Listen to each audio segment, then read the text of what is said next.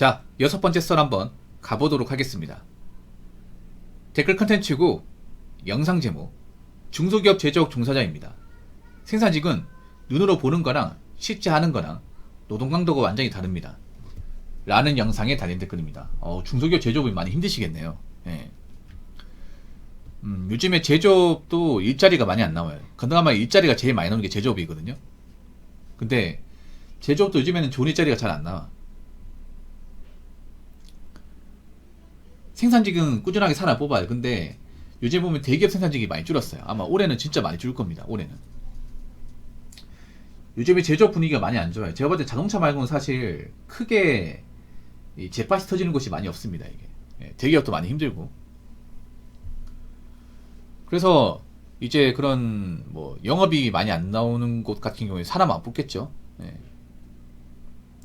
기업도 뭔가 이제 잘 돼야 뭐 설비도 늘릴 테고 직원도 뽑을 거 아닙니까? 근데 지금 제가 봤을 때 뭐 많은 기업들이 공장 증설할 것 같지 않아요. 공장 증설 안 하면 쉽게 말하자면 사람을 더 뽑아야 될 이유가 없다는 겁니다. 그러면 중간중간에 그만두는 사람도 못 뽑겠죠, 이게. 그러면 이제 대량 채용이 아니라 소수 채용. 그럼 생산직도 우습게 보시면 안 되는 게 지금 어지간한 생산직은 경쟁률이 100대를 넘습니다. 웬만한 공무원 경쟁이 씹어 먹습니다. 현차 경쟁률도 한 500대를 넘습니다. 500대. 보통 한 400명 뽑으면 20만 명 지원해요, 20만 명. 20만 명 지원합니다. 예. 거의 뭐 국민 오디션 수준이에요, 국민 오디션 수준. 중견기업 중에 좀 괜찮은 기업은 그냥 100대를 넘어간다고 생각하시면 100대 1.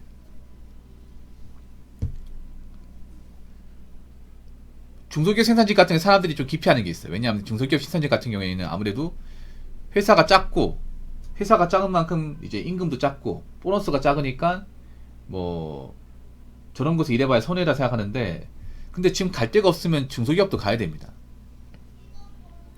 예. 중소기업에 가서 일을 해야 돼요. 제가 장난컨대 올해부터 가래고 따지면 이제 진짜 아무것도 못합니다. 알바도 못합니다. 내가 느끼는 건데 올해는 정말 알바가 많이 줄 겁니다. 알바가. 알바지 구하기 힘들 거예요. 특히 여자분들 달라지셔야 돼. 여자분들 편한 거 찾으면 진짜 아무것도 못해 이제는. 제가 봤을 때 올해 기점은 서비스업 파이는 엄청 줄 겁니다. 엄청 많이 줄 거예요.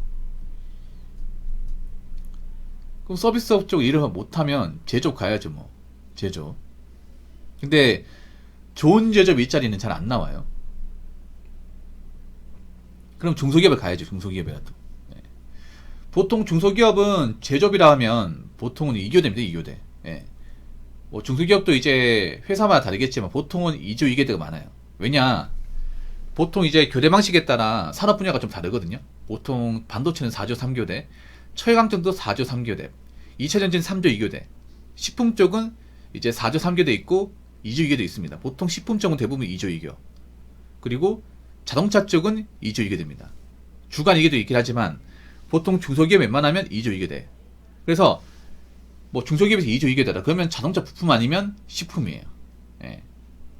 식품 몇 개 없기 때문에 그럼 우리가 유치할 수 있는 게 자동차 부품. 예. 자동차 부품이면 좀 마음의 각오를 단단히 하셔야 됩니다. 마음의 각오를. 왜냐? 좀 노동 강도가 좀 있습니다. 제가 봐도 중상은 됩니다. 아무리 적게 잡아도. 극상도 있습니다. 보통은 중상에서 상. 보통 중소기업 제조업이면 외국 사람들이 많이 들어가서 일을 할 거예요. 외국 사람들. 자주 보게 됩니다. 이제 어지간한 중소기업 제조업 가면 외국 사람들이 좀 있어요. 장훈이 그렇죠? 장훈이도 중소기업 제조업에서 일을 하거든요. 저분도 그라비아 인쇄 공장에서 일을 합니다. 저분도 일하는 데가 현장 작업자 중에 한국 사람이 거의 없어요.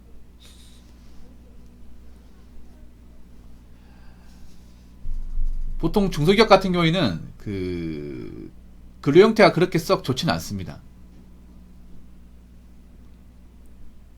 정말로. 나중에 시간 지나면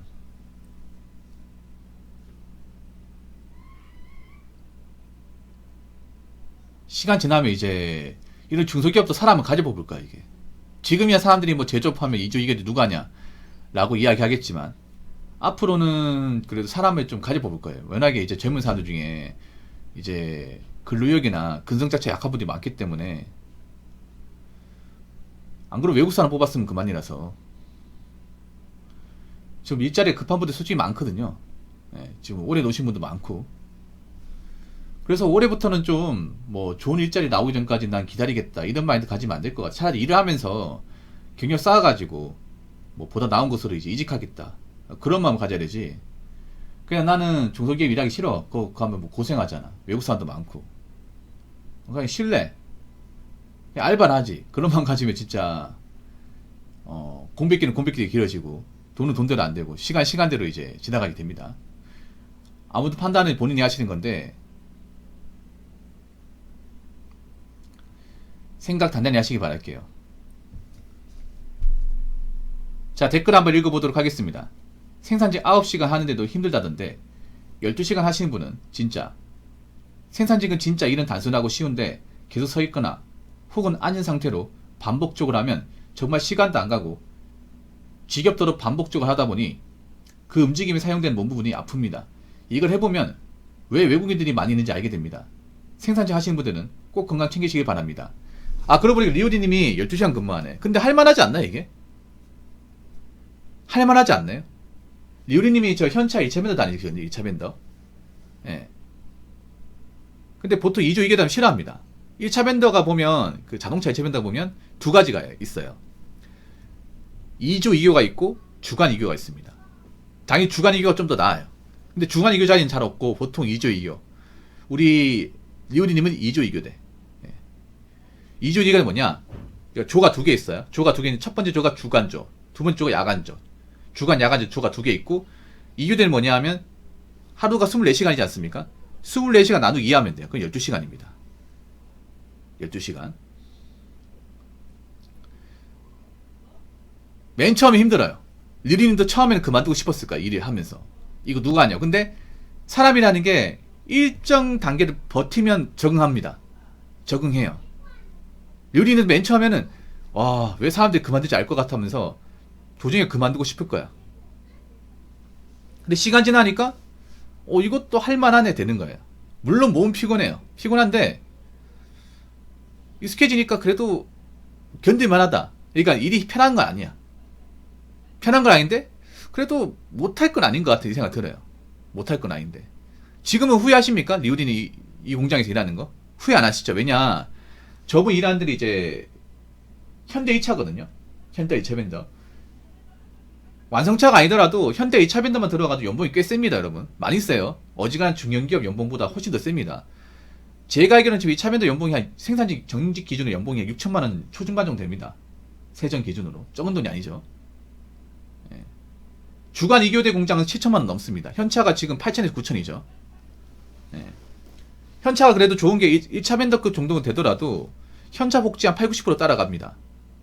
예, 8, 90% 따라가요. 저기 경북 쪽에서 리우리님 경북 쪽에서 자동차 협력회사 중에 최고봉이 어딘지 아십니까? 어딘지 알아요? 들어는 봤을 텐데 에코플라스틱이라고 있습니다. 에코플라스틱 리우리님 아십니까? 거기가 현차보다 채용이 더 안 나와요. 더 안 나와. 사람들이 안 나가요. 노동하는 현차보다 더 편하단 말이 있어. 거기하고 다스하고 경주에 있죠. 경주에. 예. 거기는 제가 알기로는 정직원 되는 조건으로 7천 초중반대예요. 막 4, 5년에 한 번씩 뽑습니다. 4, 5년에 한 번씩. 많이 뽑지도 않아요, 이게. 그러니까 많이 안 뽑는다는 얘기는 사람들이 안 그만둔다는 거예요. 그러니까 이제 정직원 되면 안 그만둔다는 거예요. 그만큼 이제 좋은 자리라는 거예요. 그런 공장도 있습니다. 예. 근데 2교대는 다 힘들어. 2교대는 힘들어. 저도 해봤기 때문에 압니다. 왜냐? 일단 제가 전에 얘기했죠. 일이 재미가 없어요. 재미가 정말 없어 이게. 예. 왜냐 했던 거 반복이야. 같은 모델, 같은 소재, 같은 넘버, 같은 라인. 똑같은 작업자. 반복이에요 이게. 여러분 공장 가면 직원도 많거든요. 2차 면담에도 생산직 근로자가 1000명 됩니다. 1000명 돼요. 그럼 맨날 봤던 사람 보는 거예요. 1000명 봐도 막상 말을 섞고 일하는 사람은 우리 라인에 있는 사람. 보통 이제 공장 들어가면 1차 과정, 2차 과정, 3차 과정. 이게 1차 검사자, 2차 검사자, 3차 검사자. 보통 검사자는 보통 여자예요. 아줌마예요. 보통 자동차 쪽은 아가씨가 없습니다. 아가씨가 버틸 수가 없어요. 보통은 이제 결혼하신 아주머니. 근데 거기서는 아줌마를 부르면 누니라 불러요. 누나를 불러야 됩니다. 아줌마를 부르면요 혼납니다. 혼나요. 그 누나라 불러야 돼. 예, 아줌마 같은 누나. 예, 그런 분들이 검사자예요. 그래서 보통 이제 공정 이제 오퍼레이터 한 명에 검사자 한 명, 아니면 오퍼레이터 두 명에 검사자 한 명, 이렇게 붙습니다. 맞죠? 그러면 맨날 보는 사람이 그런 사람이야. 지겨워, 이게. 시간 정말 안 가, 이게. 예. 시간 안 가.